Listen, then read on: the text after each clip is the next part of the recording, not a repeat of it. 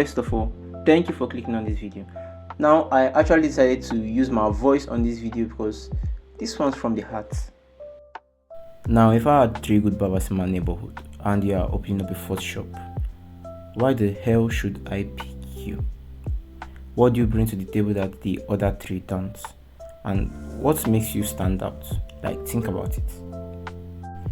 If everyone in the area charges $20 for a haircut and you charge 30, why would anyone want to pay you more? Like, that's all you need to think about when opening a new barbershop or any new business in general. You just have to make your shop stand out. Just make your shop look a lot more better and different from any other shops in your area, and make it look luxurious. You don't have to spend on anything expensive, anything. Just the aesthetics of luxury. You just have to make it look cool, look luxurious, and people tend to pay more for something luxury. It doesn't really have to be real, like, you get what I'm saying.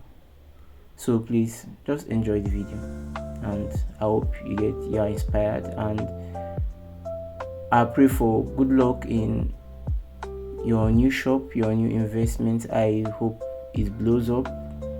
And once more, thank you and enjoy the video.